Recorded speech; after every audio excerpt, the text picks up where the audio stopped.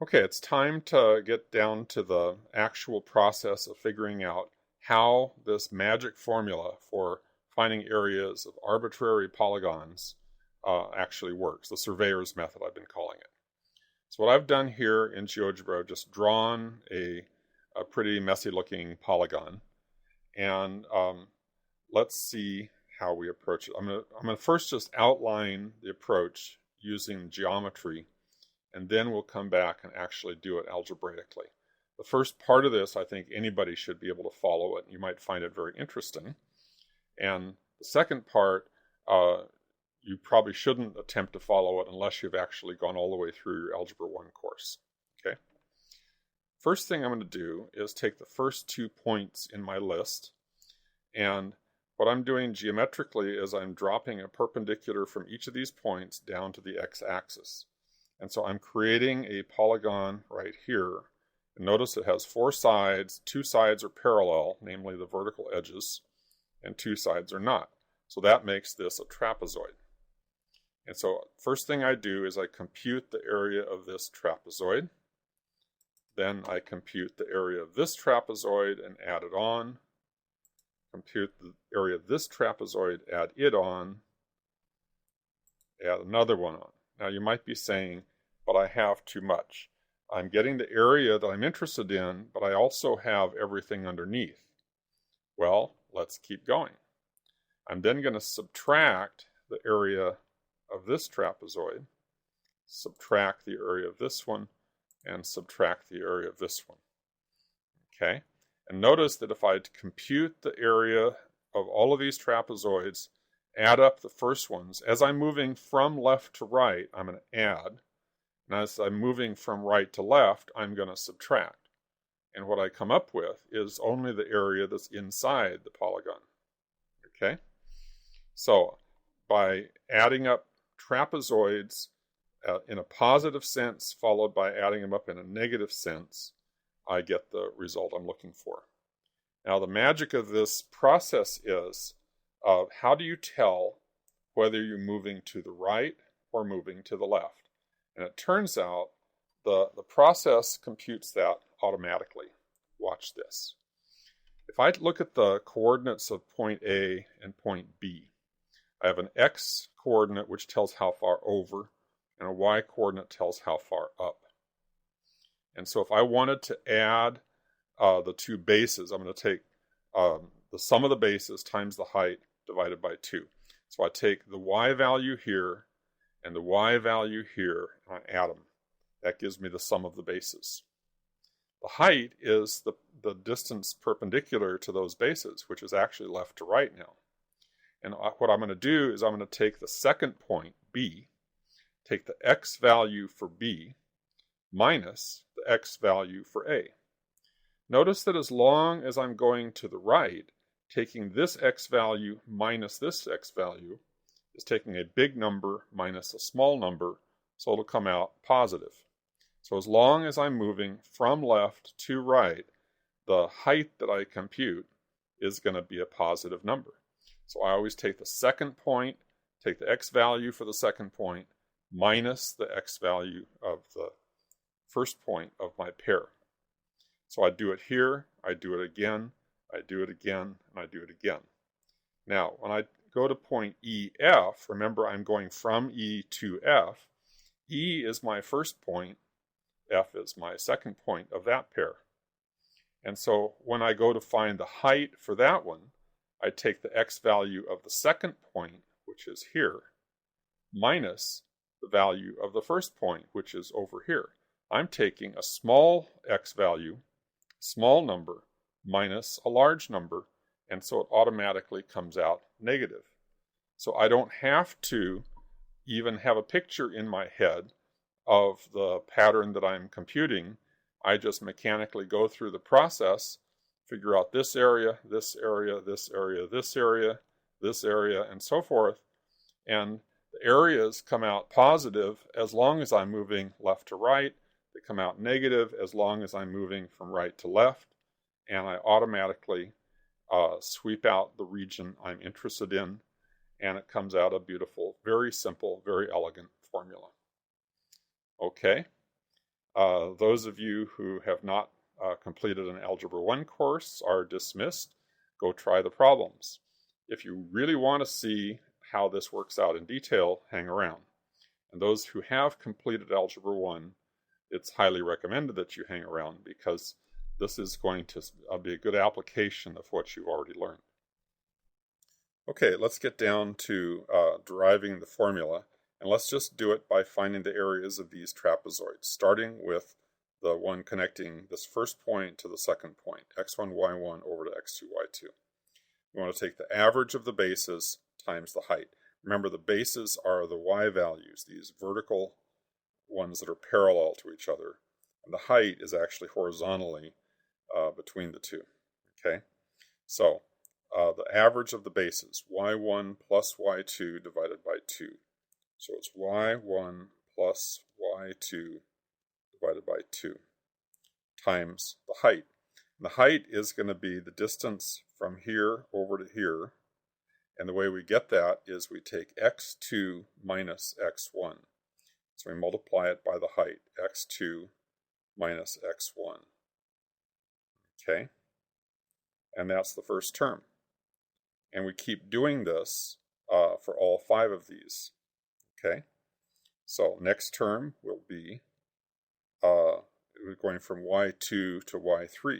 So instead of going from y1 to y2, I go y2 plus y3 over 2, that's the average of the bases, times the height, which is x3 minus x2. This was x2 minus x1. The next one is x3 minus x2. Okay? And continue. Now I'm just going to follow the pattern rather than constantly look back at the picture. So look at everything here. I'm going to advance the numbers by 1. So this says y2 plus y3. I'm going to say y3 plus y4. This says x3 minus x2. I'm going to multiply it by x4 minus x3. Just check your work. Here's x4 minus x3. By the way, notice we're going backwards already. Okay, y3 plus y4. That's here's y3 and here's y4. Okay, continuing. Advance the numbers again. y3 plus y4 becomes y4 plus y5 over 2, and this is x5 minus x4.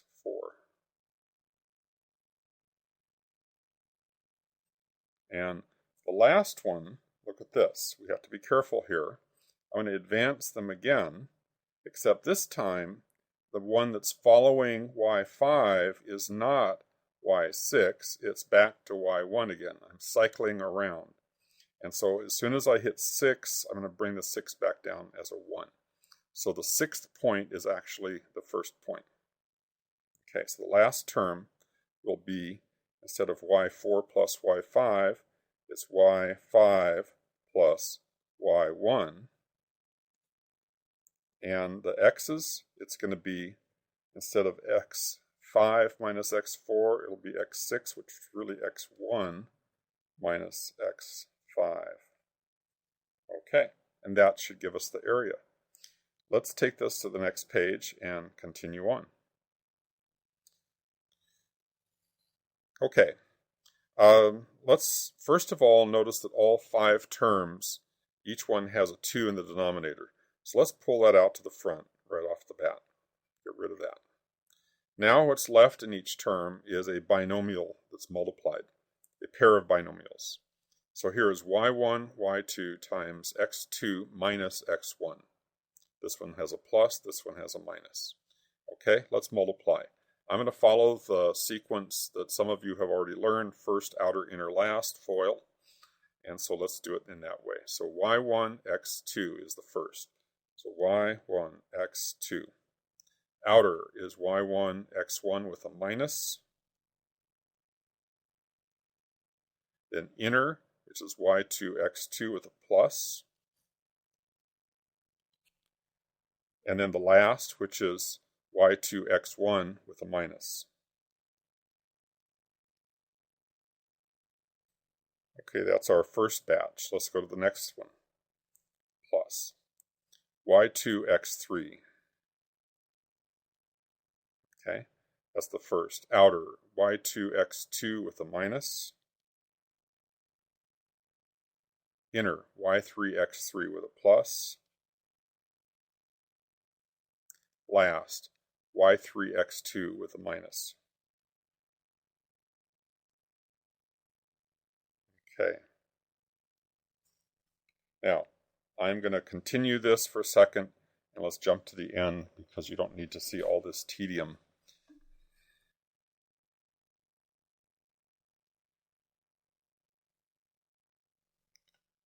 Okay, we have all 5 of these terms. We simply expanded the multiplication of the pairs of binomials, and that's what we have. Now let's see what we can cancel. Okay, in the first batch, notice I have a y2, x2, and the second batch I have a minus y2, x2.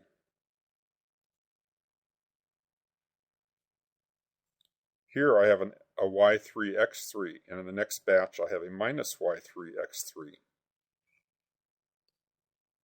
Here I have a y4, x4. Here I have a minus y4, x4. Here I have a y5, x5, minus y5, x5. And here I have a y1, x1, and back here I have a minus y1, x1. Remember, this is cyclical. So we're coming back to where we started. And so now, let's see what we have left. Okay. At this stage, we're ready to see how our problem up here relates to the formula that we've learned, or the process that we've learned. Remember, we said to start by listing the coordinates. So here's x1, y1, x2, y2, x3, y3, x4, y4, x5, y5, and then cycle back to the beginning again. This is x1, y1. Okay? I'm going to change color so we can follow this a little better.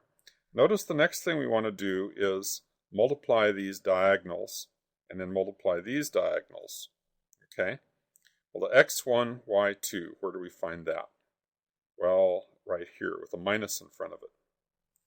Okay, so if I have minus x1, y2, here's an x2, y3. Well, there's an x2, y3 with a minus in front of it. Okay. How about x3, y4? Well, here's a minus x3, y4.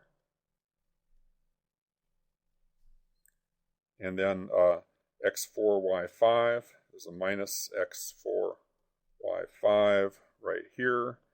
And then over here there's a minus, let's see, x5, y1. There we have it right there. Okay. Now let's go the other way.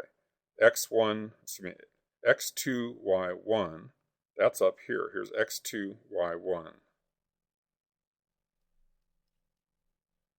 Okay. The first term here is x3, y2. And the first term here is x4, y3. Let's see, that's this one. And then the next term is x5, y4.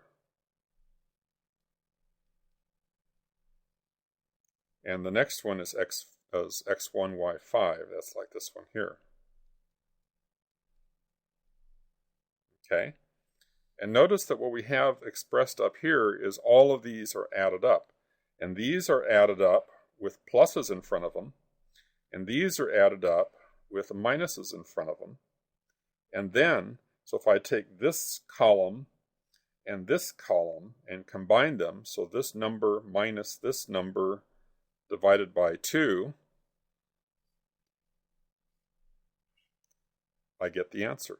So what we have up here, even with all this stuff crossed out, I think you can see it, is exactly showing us the process that we can very simply lay out on a piece of paper and compute. So that does it. We have proved the surveyor's formula, at least for 5 vertices. I think you can see that this process could be continued for as many sides of a polygon as you like, because it's just a repetitive process that occurs over and over. Formally, those of you who are more advanced mathematically, you might know the process of proof by induction. Proof by induction is showing you how you can go from a few items on a list and showing that the same thing is true for the entire list. So there we have it. We can find the area of just about anything at this stage, at least in terms of polygons. And we can also find the areas of curves where we can at least approximate them with polygons. And so that takes a lot into consideration. And the process is regular enough that it's easy to program this into a computer. So we've made a lot of headway in finding areas of all kinds of things.